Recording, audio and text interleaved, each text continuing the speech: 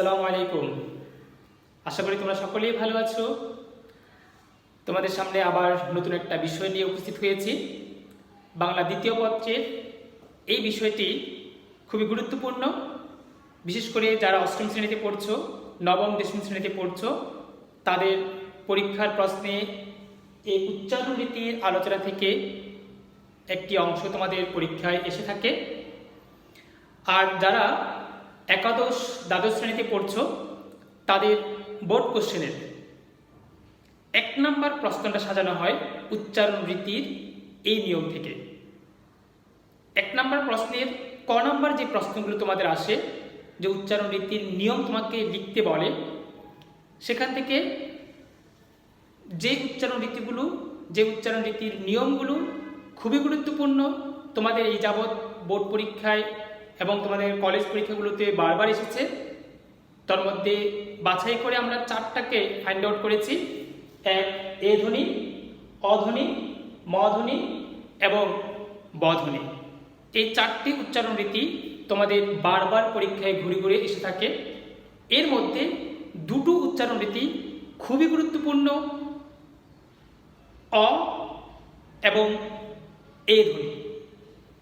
তার মধ্যে আমরা আজকে আলোচনা করব এ ধ্বনির উচ্চারণ রীতি নিয়ে। প্রিয় শিক্ষার্থীরা, আমরা প্রথমেই দেখো এখানে কয়েকটি তোমাকে প্রশ্ন দেওয়া আছে। উচ্চারণ রীতি কাকে বলে, উদাহরণ সহ 5টি নিয়ম লেখো। এই পাঠে তুমি যে কোনো 5টা উচ্চারণ রীতি লিখলেই তোমার পেয়ে যাবে, এবং এখানে একটি উচ্চারণ রীতি কাকে বলে একটা ছোট্ট করে একটা সংজ্ঞা তোমাকে দিতে হবে। অথবা তোমাকে কোশ্চেন দিয়ে দেয় এ ধ্বনি উচ্চারণের 5টি নিয়ম লেখো, অথবা তোমাকে প্রশ্ন দিয়ে দেয় এ ধ্বনির সংবৃত উচ্চারণের 5টি নিয়ম লেখো। আমাদের আজকের আলোচনা থেকে তোমাদের এই 3টি প্রশ্নের উত্তর তুমি আশা করি লিখতে পারবে। প্রিয় শিক্ষার্থীরা, আমরা আজকে আলোচনা করব আমরা যে 4টা ধ্বনিকে ফাইন্ড আউট করেছি, সেই 4টা ধ্বনির প্রথম যে ধ্বনিটা আছে এ ধ্বনি, আমরা এ ধ্বনির উচ্চারণ রীতি নিয়ে আজকে কথা বলবো। দেখি যে এ ধ্বনির যে উচ্চারণ আছে, তার আগে আমরা উচ্চারণ রীতি কাকে বলে সেই সম্পর্কে একটু জেনে নেই, যে এই পাঠটা আমরা কেন আসলে পড়ব। দেখো, উচ্চারণ রীতি আমরা যদি এই পাঠটাকে ভেঙে ফেলি, তাহলে আমরা কি বলতে পারি, যে উচ্চারণের নিয়মের একটি প্রক্রিয়া। যে আমরা যে উচ্চারণ করছি, যে কোন ধ্বনিটা কিভাবে উচ্চারণ করব, এই নিয়মগুলো তোমাকে শেখানো হয় উচ্চারণ রীতির মধ্যে। কেন? কারণ আমাদের বাংলা ভাষার যে 50টা বর্ণ আছে, আমাদের প্রত্যেকটা ধ্বনির উচ্চারণ কিন্তু এক নয়, একই স্থান থেকে কিন্তু উচ্চারিত হচ্ছে না, এক নিয়মে উচ্চারিত হচ্ছে না।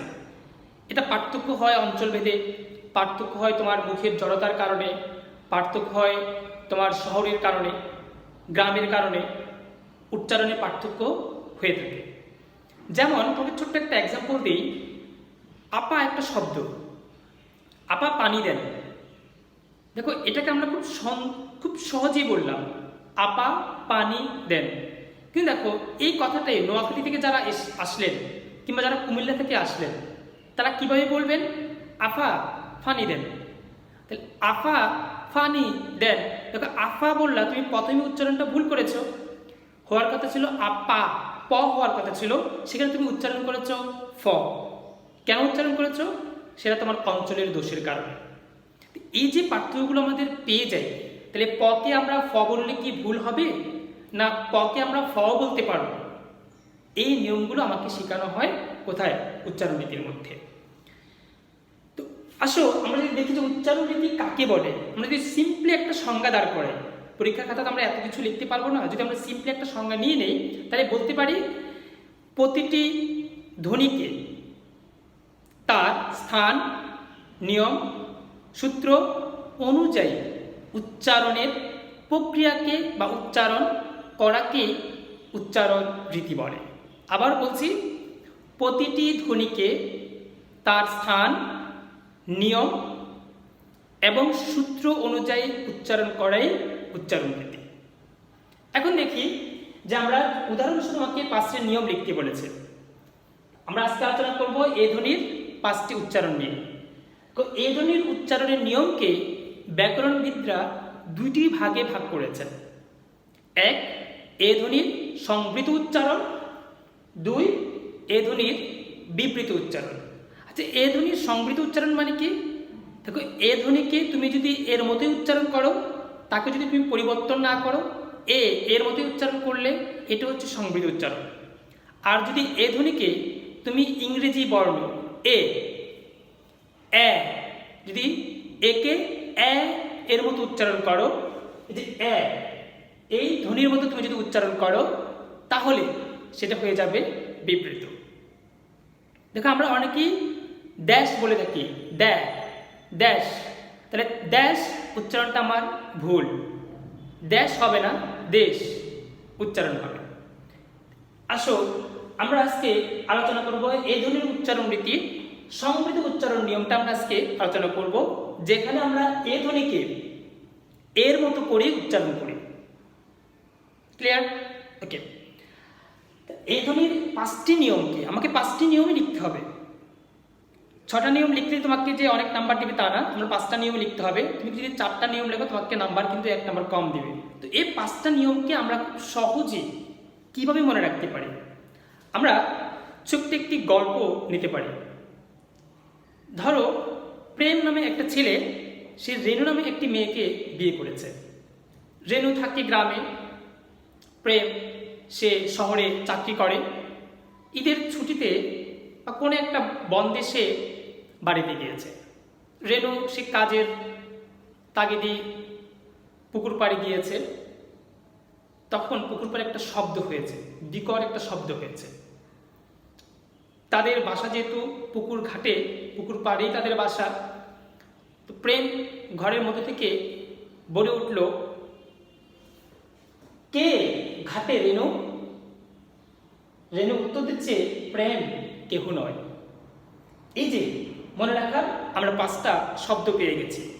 5টা নিয়মকে আমরা এই 5টা শব্দ দ্বারা মনে রাখতে পারি। কে ঘাটে রেণু? প্রেম কেহ নয়। এখানে আমরা দেখো, কে, ঘাটে, রেণু, প্রেম, কেহ, এই 5টা শব্দ দ্বারা আমরা 5টা নিয়মকে ফাইন্ড আউট করব।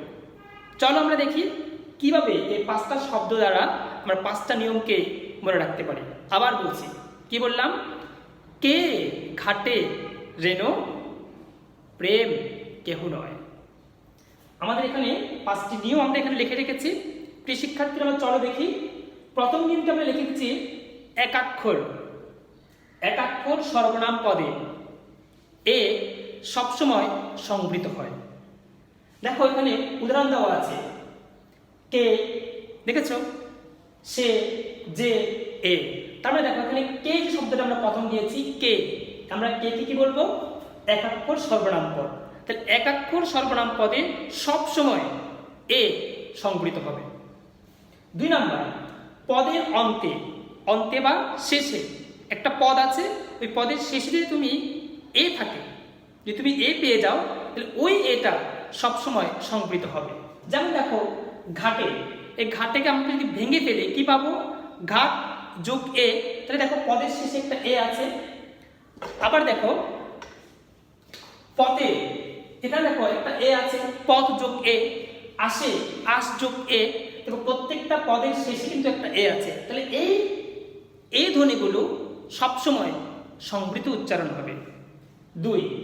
3 নাম্বার দেখো, রস্বই এবং রস্যউ পরে থাকলে একটা পদ, ওই পদের শেষে যদি তোমার কি থাকে? রস্যই এবং রস্যউ থাকে, তার আগের শব্দে বা আগের বর্ণে তোমার যদি কি থাকে? একটা এ ধ্বনি থাকে, তাহলে সেটা ওই এটা সবসময় কি হবে? সংবৃত হবে। যেমন দেখো, রেণু, আমরা এখানে রেণু বলেছিলাম। দেখো, রেণু প্রথম বর্ণে দেখো একটা এ আছে, পরের বর্ণে দেখো রস্যু আছে। আমাদের রুলস কি বলেছে? যদি রস্যুকার পরে থাকলে ওই এটা সংবৃত হয়। আবার দেখো, রস্যিকার একটা উদাহরণ দিয়েছি, দেখি। দেখো, এখানে একটা এ আছে, পরে কি আছে? আবার দেখো, রস্যি আছে। ঠিক আছে, আমরা কি বলেছি? রস্যি বা রস্যউ পরে থাকলে ওই পদগুলোর এ কি হবে? সংবৃত হবে। আমরা রেণু পেয়েছি। 4 নম্বরে যাই, তৎসম যে শব্দ আছে, তৎসম শব্দ আমরা কীভাবে চিনব? তোমাদেরকে ক্লাসে আমি বারবার বলেছিলাম যে শব্দের শেষে আমরা যদি শব্দের মধ্যে যদি রফালা দেখতে পাই, র্যাপ দেখতে পাই, কিংবা পুরাতন যদি কোনো শব্দ থাকে, তাহলে ওগুলো হচ্ছে তৎসম শব্দ। দেখো, তৎসম শব্দের প্রথমে ব্যঞ্জন ধ্বনির সঙ্গে যুক্ত যে এ ধ্বনি আছে, আবার বলছি, তৎসম শব্দের প্রথমে ব্যঞ্জন ধ্বনির সঙ্গে যুক্ত এ ধ্বনির এ কি হবে? সংবৃত হবে। যেমন দেখো, প্রেম, আমরা দেখো রফালা পেয়েছি এখানে প্রেম, তাহলে প্রেমে দেখো এখানে এ যে আছে, তাহলে এ এটা কি হবে? সংবৃত হবে। আবার দেখো দেশ, কি হবে? সংবৃত উচ্চারণ হবে। শেষ, শেষে যেখানে এ আছে, তাই না, এই যে এটা আমরা পাই, এটা কি হবে? সংবৃত উচ্চারণ হবে। পঞ্চম, 5 নম্বর নিয়ম, হ বা আকারবিহীন যুক্ত ধ্বনি পরে থাকলে, কি বলেছি? হ। দেখো আমাদের এখানে কিন্তু নিয়মে আমরা মনে রাখার যে 5টা শব্দ দিয়েছি, কেহু, যে কেহুর মধ্যে দেখো হ বা আকারবিহীন, হ বা আকারবিহীন যুক্ত ধ্বনি পরে থাকলে এ ধ্বনি সংবৃত হয়। আমরা পেয়েছি দেখো কেহু, দেহ, স্নেহ, কেষ্ট, দেখছো কেষ্ট। দেখো কেহুর মধ্যে পরে হ আছে, আমাদের রুলস বলেছে যে হ যদি পরে থাকে। আবার দেখো কেষ্ট, আকারবিহীন যুক্ত ধ্বনি, কেষ্ট আকার নেই, তাহলে এই যে এই শব্দের মধ্যে আমরা যে এই পদের মধ্যে বা শব্দের মধ্যে আমরা যে এ পেয়েছি, এর উচ্চারণটা কি হবে? সংবৃত হবে। প্রিয় শিক্ষার্থীরা, এই ছিল আমাদের মনে রাখার কে, ঘাটে, রেণু, প্রেম, কেহু নয়। এই 5টি শব্দ দ্বারা আমরা 5টি নিয়মকে মনে রাখব। এছাড়া তোমরা যদি আরেকটা জিনিস যদি মনে রাখতে চাও, আমরা আরেকটা নিয়ম তোমাকে একটু লিখে দিই।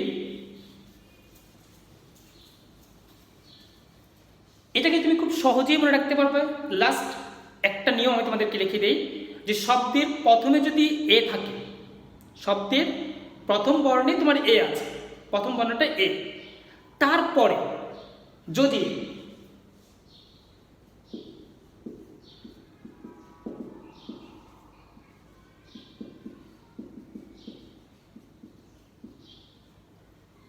শহুরে কোয়ালিও থাকে, এর মানে কি? দেখো এখানে আমাদের 11টা বর্ণ আছে, 11টা বর্ণ, তালব্য আছে, হ আছে, রস্যু আছে, এ আছে, র আছে, ও আছে, অন্ত্যেষ্টিয় আছে, দীর্ঘই আছে, তারপরে রস্যিকার আছে, ল এবং দীর্ঘ।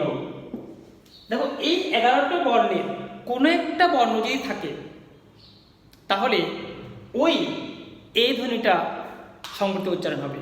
কি বললাম নিয়মটা? আবার বলছি, শব্দের প্রথমে যদি এ থাকে এবং এই এ বর্ণের পরে যদি এই 11টা বর্ণের কোনো একটা বর্ণ তুমি পেয়ে যাও, তাহলে ওই এ ধ্বনিটা সংবৃত উচ্চারণ হবে। যেমন দেখো আমরা একটু আগে বলেছি কি, ঘাটে একটা শব্দ বলেছি, দেখো রেণু একটা শব্দ বলেছি, তুমি এই উদাহরণগুলো কিন্তু ওখানে নিতে পারো। দেখি একটা শব্দ বলেছি, তাই না, একই একটা শব্দ বলেছি, বেনি একটা শব্দ বলেছি, এগুলো তুমি উদাহরণ হিসাবে নিতে পারো। তবে তোমাদের খুব সহজের জন্য বলছি, আবার তোমরা ওই প্রথম যে 5টি শব্দ বলেছি, ওই প্রথম 5টা শব্দ মনে রাখলে তোমরা 5টা নিয়ম লিখতে পারবে। তথাপি তোমাদেরকে অতিরিক্ত আকারে আরেকটা নিয়ম দিয়ে দিলাম, শহুরে, ওয়েলীয়, এই বর্ণগুলোর কোনো একটা বর্ণ থাকলে আমার এ ধ্বনির উচ্চারণটা সংবৃত হবে। প্রিয় শিক্ষার্থীরা, আমরা নেক্সট পর্বে এ ধ্বনির বিবৃত উচ্চারণ নিয়ে আলোচনা করব। ততক্ষণ তোমরা সকলেই ভালো থাকবে, সুস্থ থাকবে। আল্লাহ হাফিজ।